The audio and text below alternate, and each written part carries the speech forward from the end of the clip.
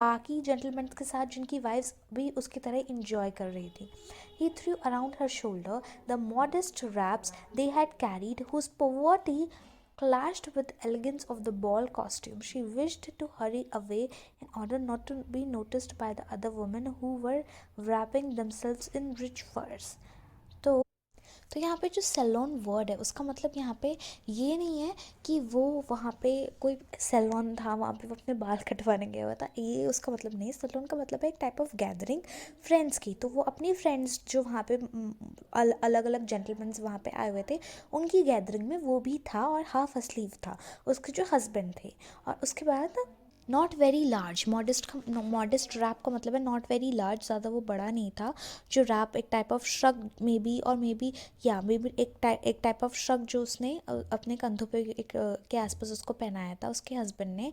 और वो इतना ज़्यादा पुराना लग रहा था कि उसकी जो पॉवर्टी थी, जो एलिगेंस थी उस ड्रेस की, उसके साथ वो क्लैश करती, मतलब अच्छा नहीं लगता बिल्कुल भी. और वो चाहती थी कि वो बस वहाँ से जल्दी से चली जाए ताकि कोई उसको देख ना पाए, जो कि वहाँ पे अलग अलग वुमेंस जो थी वो रिच रिच फर्स में अपने आप को रैप कर रही थी. Loisel detained her. Wait, said he, I'm going to call a cab.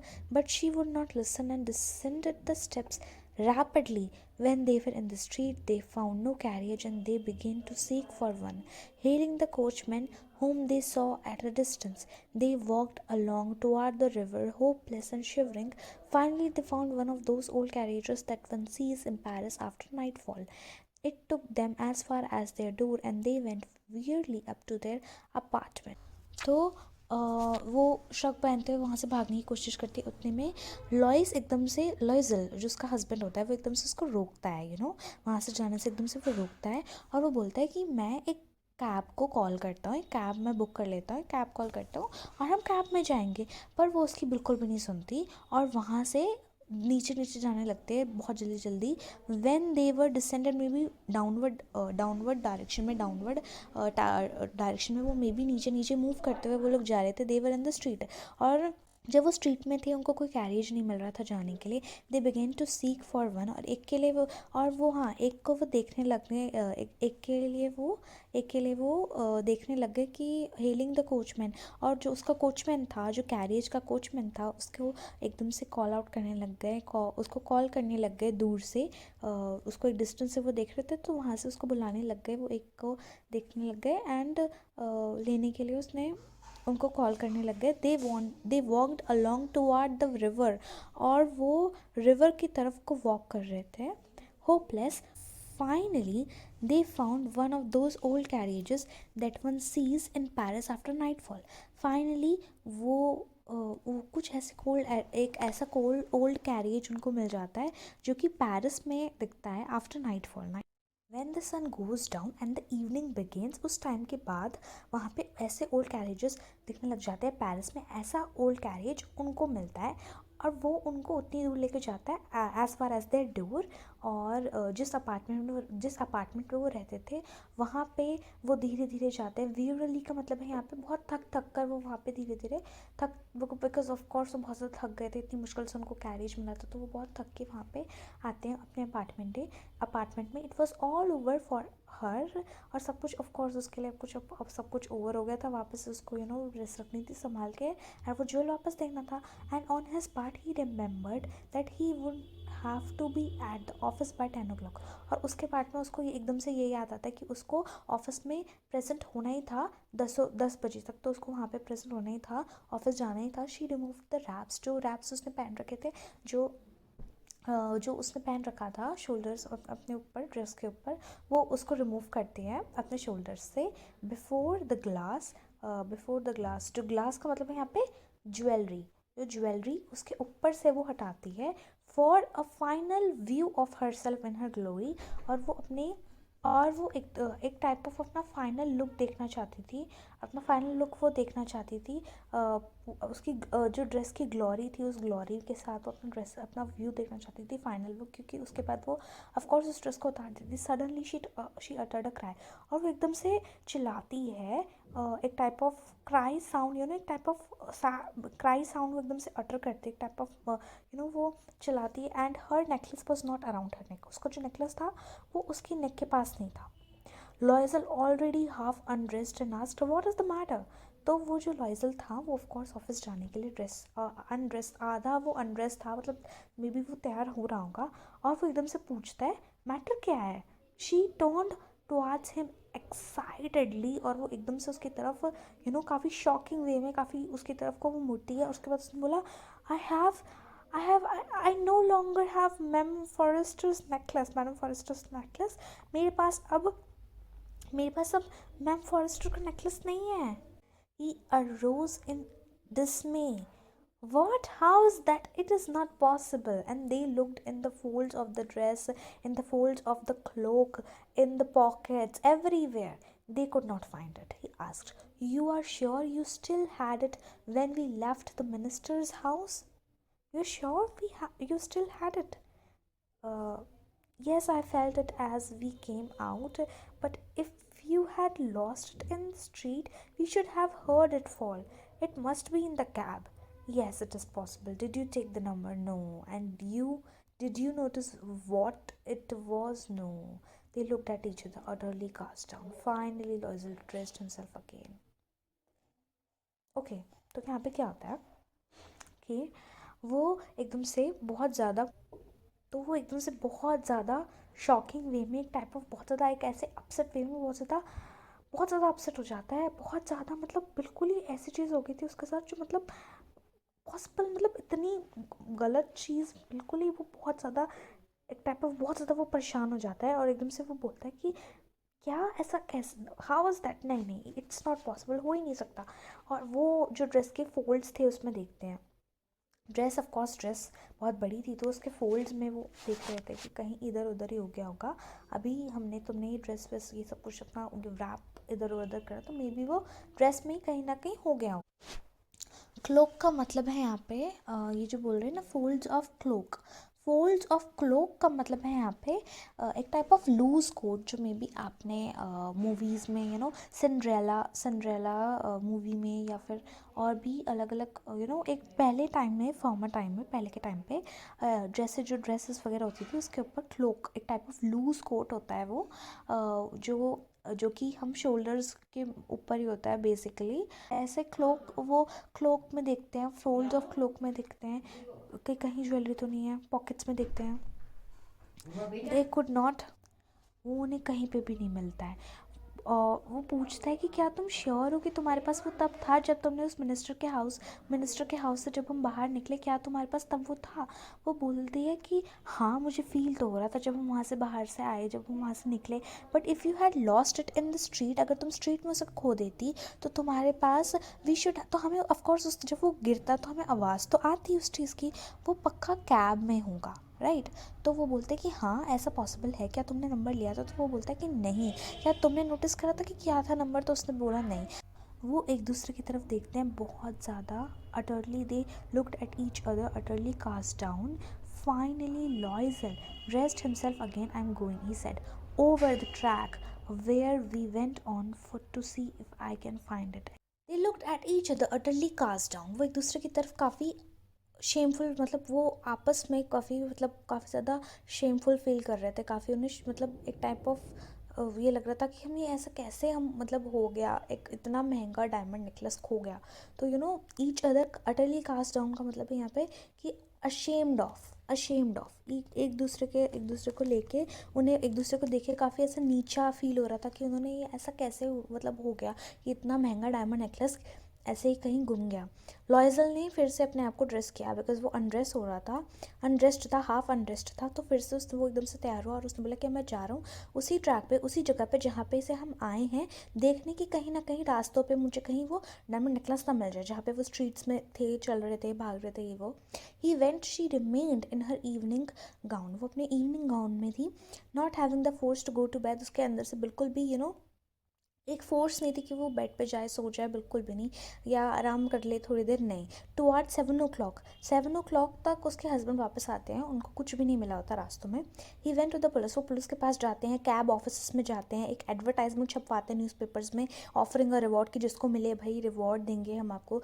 वो पूरे दिन भर वेट करते हैं इन अ स्टेट ऑफ बिविल्डरमेंट मतलब काफ़ी कन्फ्यूज्ड थी वो खुद भी कि अब यू नो ऑब्वियसली उसको कुछ समझ नहीं आ रहा था, क्या उसे कुछ पता भी नहीं था कि क्या मिल गया या नेकलेस नहीं मिला है, तो वो बहुत ज़्यादा कंफ्यूज वाली स्टेट में थी बिफोर दिस फ्राइटफुल डिसास्टर। ये जो फ्राइटफुल डिसास्टर था, इससे पहले वो पूरे टाइम ऐसे ही बिविल्डरमेंट की स्टेट पे थी। लॉयजल रिटर्न करते हैं इवनिंग में, उसका पूरा का पूरा फेस पेल था, यानी कि पीला पड़ चुका था। ही हैड डिस्कवर्ड नथिंग, और उसको कुछ भी नहीं पता मिला था, उस नेकलेस के बारे में कुछ भी पता नहीं चल पाया था। He said write to your friend, अपने फ्रेंड को एक लेटर लिखो कि तुमसे गलती से जो नेकलेस का क्लास्प है, क्लास्प मतलब जॉइंट जो है नेकलेस का, वो टूट गया है और तुम उसे रिपेयर करके दोगी। दे विल गिव, जिस वजह से शायद वो हमें कुछ टाइम दे वापस करने के लिए। तो उसने वैसे ही लिखा जैसे उसने डिक्टेट किया। At the end of the week they had lost all hope, उनके सारे होप्स जा चुके थे। Loisel older by 5 years declared we must replace this jewel. तो यहाँ पे जो ये सेंटेंस है कि लॉयजल ओल्डर बाय 5 years का मतलब यहाँ पे ये नहीं है कि उस नेकलेस को खोए हुए 5 साल हो गए, नहीं। ओल्डर बाय 5 years का मतलब है यहाँ पे कि इट इज़ अ मेटाफर, जो यहाँ पे मेटाफर यूज़ करा गया है ये बताने के लिए कि वो कितना ज़्यादा स्ट्रेसफुल, वो ऑब्वियसली इतनी ज़्यादा स्ट्रेस में थे वो लोग, तो उसकी अपीयरेंस भी थोड़ी सी स्लाइटली चेंज हुई है उसकी अपीयरेंस भी, बिकॉज ऑफकोर्स जब हम स्ट्रेस में होते हैं, जब हम परेशानी में होते हैं, और ऑफकोर्स वो एक हफ्ते से वो परेशानी में है बिल्कुल, ऑफकोर्स हमारा खाना पीना सब कुछ ऐसे बिल्कुल ख़राब हो जाता है, चैन नहीं कुछ नहीं। तो वही चीज़ उसके साथ हो रही कि वो बिल्कुल बहुत ज़्यादा स्ट्रेस में था, और उस स्ट्रेस के कारण उसकी अपीयरेंस में भी काफ़ी फ़र्क आ गया था। बिकॉज स्लाइटली वो ऐसा लग रहा था कि काफ़ी मतलब बीमार सा, काफ़ी बूढ़ा सा वो लग रहा था, क्योंकि उसकी पूरी अपीयरेंस चेंज हो गई थी, वो इतना ज़्यादा स्ट्रेस में था। तो लॉयजल ने फिर डिक्लेयर करा कि अब कुछ हो नहीं सकता है, तो हमें उस ज्वेलरी को रिप्लेस करना होगा, उसके जैसा ही एक और हमें कहीं से ढूंढना पड़ेगा और उसको देना पड़ेगा खरीद। अगर नेकलेस, क्योंकि उन्होंने सोचा कि हमें इस ज्वेल को रिप्लेस करना पड़ेगा, नया लेंगे हम बिल्कुल वैसा ही नेकलेस। तो in a shop of the Palais Royal, एक जो शॉप थी Palais Royal, in the shop of Palais Royal, Palais Royal, Palais Royal, they found a chaplet of diamonds which seemed off to them exactly like the one they had lost. It was valued at 40,000 francs. तो यहाँ पे क्या होता है कि यहाँ पे चापलेट का मतलब है नेकलेस, ओके। उनको बिल्कुल एक ऐसा ही नेकलेस टाइप ऑफ उन्हें मिलता है डायमंड का, जो बिल्कुल वैसे लग रहा था जैसे उनसे खो गया था। तो वो था 40,000 फ्रैंक्स का, they could get it for 36,000, लेकिन वो उसे 36,000 के लिए तक ले सकते थे। लॉयजल प्रोसेस करता था 18,000 फ्रैंक्स तक ले पाए थे। तो लॉयजल प्रोसेस करता था 18,000 फ्रैंक्स, उसके पास थे 18,000 फ्रैंक्स जो उसके फादर ने उसको दिए थे, ठीक है, जो उसके फादर उसके लिए छोड़ के गए थे, ठीक है। ही बोरोड द रेस्ट, और बाकी सारे जो पैसे थे वो उसने बोरो करे। ही मेड रूइनस प्रोमिसेस, झूठे झूठे वादे उसको करने पड़े बाकी वो पैसे बोरो करने के लिए इतने सारे। टुक मनी, और उसने यूजुअर से पैसे लिए। यूजुअर वो होते हैं जो कि लेंड करते हैं मनी, बहुत ज़्यादा मतलब ज़्यादा पैसे भी वो देते हैं, लेकिन काफ़ी ज़्यादा हाई रेट पे, काफ़ी ज़्यादा हाई रेट ऑफ इंटरेस्ट पे जो देते हैं, लेंड करते हैं पैसे, उनसे उसको पैसे लेने पड़े, ठीक है। The whole race of lenders, और जितनी भी होल रेस ऑफ लेंडर्स थे उन सबसे उसको झूठे झूठे वादे करने पड़े, ठीक है, काफ़ी फॉल्स प्रोमिसेस करने पड़े। Then he went to get the new necklace, और फिर वो वहाँ जाते हैं। Then he went to get the new necklace, फिर वो वहाँ जाते हैं नया नेकलेस खरीदने के लिए। Depositing on the merchants counter 36,000 Franks, merchant के काउंटर पे उन्हें 36,000 फ्रैंक्स डिपॉजिट करने पड़े। when when uh, when Mem Loisel took back the jewels to Mem Forrester, the latter said to her in a frigid tone, "You should have returned them to me sooner, for I might have needed." What would she think if she should perceive the substitution? What should she say now? Knew the horrible life of necessity. तो क्या हुआ, ma'am लॉयजल, वो madam लॉयजल वहाँ गई jewellery वापस ma'am forester को देने के लिए। The letter set to her in a frigid tone, तो वो बोलती है, जो मैडम फॉरेस्टर होती है वो बोलती है, वो लेटर यहाँ पे पर्सन के लिए बोला जा रहा है, जो वर्ड है LATTER, पर्सन के लिए बोला जा रहा है, कि वो बोलती है कि उसको काफ़ी ज़्यादा फ्रिजिड टोन में, थोड़े रूड वे में, कि तुम्हें मुझे ये जो नेकलेस है उसे पहले ही लौटा देना चाहिए था, क्योंकि मुझे इसकी ज़रूरत पड़ सकती थी, तो इसलिए तुम्हें मुझे जल्दी लौटा देना चाहिए था, क्योंकि मुझे इसकी काफ़ी ज़रूरत पड़ सकती थी। ठीक है। तो यहाँ पे जो मैडम फॉरेस्टर जिसका वो नेकलेस था, उसने वो ज्वेलरी का बॉक्स ओपन नहीं करा, क्योंकि जैसा ही मैम लॉजल को डर लग रहा था, क्योंकि उन्हें ऐसा लग रहा था कि वो क्या सोचेगी अगर उसने वो नेकलेस देखा, कि क्योंकि वो ऐसे ही लगेगा उन्हें कि सब्सटीट्यूशन भाई जिनका नेकलेस है वो तो पहचान ही लेगा ना कि ये असली है, जो तुमने मुझे दिया है ये वही वाला है या फिर नहीं है, वो तो पहचान लेगा। तो उसने वो यही उसको डर लग रहा था मैडम लॉयजल को कि अगर उसने ये खोल के देख लिया तो उसे पता तो चली जाएगा कि ये सब्स्टिट्यूशन है। वो क्या बोलेगी, क्या वो मुझे एक चोर क्या कहते हैं, would she take her for a robber, क्या वो उसे मतलब वो रियलाइज़ कर जाएगी ऑफ कोर्स, राइट। तो क्या वो मुझे रॉबर समझेगी, क्या वो मुझे चोर समझेगी, या मुझे क्या मतलब हो सकता है ना। Madam Forestier now knew the horrible life of necessity. अब उसे पता था कि वो जो हॉरेबल लाइफ थी ना, अब उसकी वो शुरू होने वाली, क्योंकि ऑफ कोर्स इतने ज़्यादा फॉल्स प्रोमिस जो उन्होंने करे थे, वो सारे पैसे उन्हें वापस भी तो चुकाने थे, राइट। तो उसे वो हॉरेबल लाइफ ऑफ नेसेसिटी अब पता चल गई थी। She did her part however completely heroically, it was necessary to pay this frightful debt। तो क्या हुआ, लेकिन उसने अपने पार्ट में जो उसने अपना पार्ट उसने बहुत अच्छे से किया। मतलब ऑफ कोर्स उनको जितनी भी उनकी सारी जो अब उनके पास अब जो चीज़ें थी उन्हें वो सब कुछ भी बेचना पड़ा, अपना घर बेचना पड़ा, सब कुछ उन्हें बेचना पड़ा। तो वो सारी चीज़ें जो उसका पार्ट था लाइफ का वो उसने काफ़ी अच्छे से निभाया, क्योंकि वो नेसेसरी था कि वो इतने फ्राइटफुल डेप्ट को ये जो उन्होंने पैसे उधार ले रखे हैं इसको तो चुकाएं। ठीक है, शी वुड पे it. They sent away the made, उन्होंने जो मेड लगा रखी थी वो भी हटा दी। They changed there lot Kings यहाँ पे बोला जा रहा है जहाँ पे वो रहते थे, उनके रहने की जगह उन्होंने बदल दी।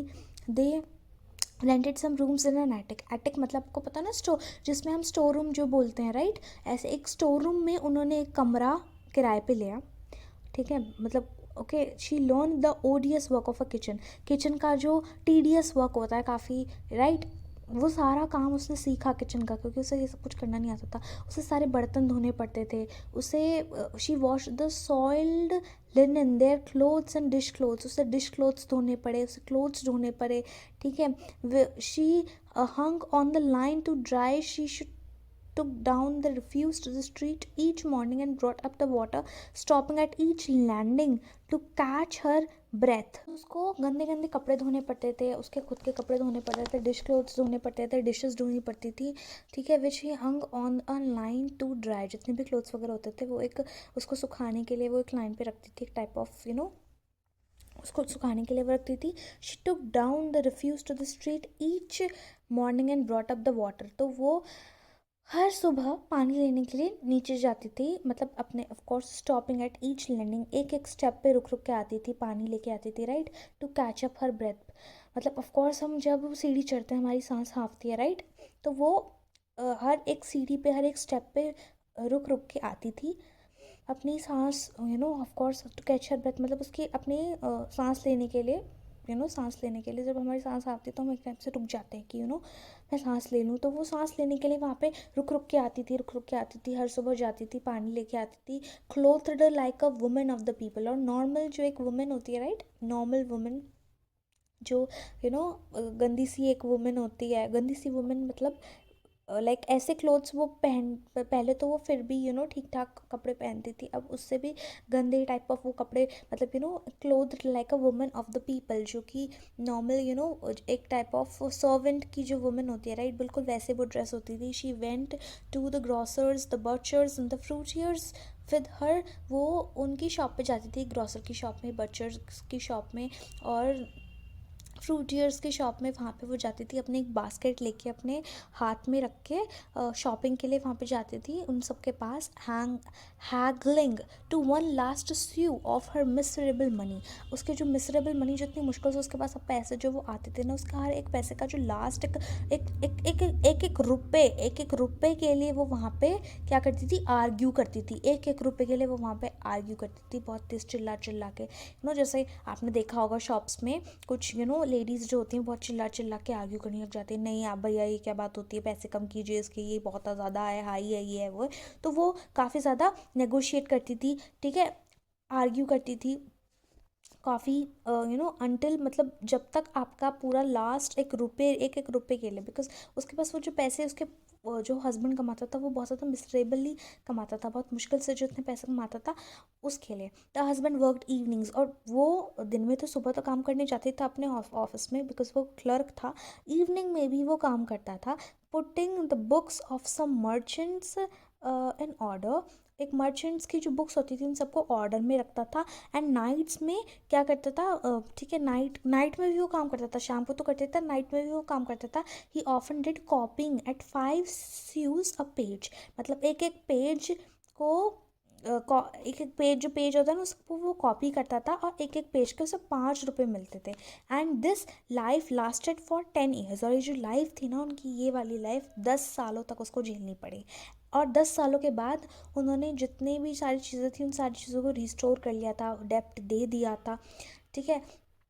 10 साल तक उनको एक बहुत ज़्यादा मिसरेबल लाइफ जीनी पड़ी। तो यहाँ पे वो पूरा बता रहे हैं कि कैसे इतना सब कुछ उन्हें झेलना पड़ता था। स्यू का मतलब है यहाँ पे जो स्यू 1 स्यू और 5 स्यू, ये जो बोल रहे स्यू एक फ्रेंच कॉइन होता था पहले के ज़माने में। एक फ्रेंच कॉइन जैसे 1 रुपये जो हमारे होते हैं, राइट, 1 रुपये, वैसे ही वो उनके एक स्यू एक एक उनका 1 रुपया होता था फ्रेंच कॉइन, जिससे उस टाइम पे लोग पैसे ऑफ कोर्स यूज़ करते थे उसको सामान को ख़रीदने के लिए। जो मैम लॉयजल थी वो बहुत ज़्यादा ओल्ड लगती थी, अब उन्हें देख के बहुत ज़्यादा ओल्ड वाली फीलिंग आती थी। She had become a strong hard woman, और वो एक स्ट्रॉन्ग और हार्ड वुमन बन चुकी थी। The crude woman of the poor household की एक क्रूड वुमन बन चुकी थी। Her hair badly dressed, her skirts awry, her hands red. She spoke in a loud tone and washed the floors with large pails of water.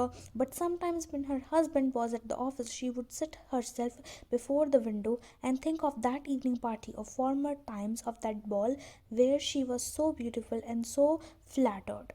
Okay, तो यहाँ पे वो बोल रही है कि वो जो मैम लॉयजल थी वो 10 सालों में बहुत ज़्यादा ओल्ड लगने लग गई थी, बिकॉज ऑफ कोर्स इतना वो सारा काम वो खुद करती थी, और बहुत ज़्यादा स्ट्रॉन्ग और हार्ड वुमन वो बन चुकी थी।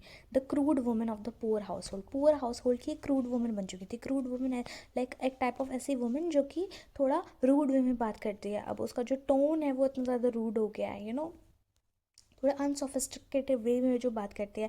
हर हेयर बेडली ड्रेस्ड, उसके हेयर हमेशा बहुत ज़्यादा गंदी तरीके से ड्रेस्ड होते थे। जो उसकी स्कर्ट्स होती थी वो उस पर हर आइवरी आइवरी आइवरी मतलब यहाँ पे her skirts ivory, her hands red, तो उसके हाथ बिल्कुल लाल थे। और जो उसकी स्कर्ट थी उस पर सिलवटें पड़ रखी थी। वो बहुत ज़्यादा लाउड टोन में बात करती थी, और जो फ्लोर वो उसके घर के जो फ्लोर रहते थे वो उसको large pails of water, large buckets of water से वो धोती थी।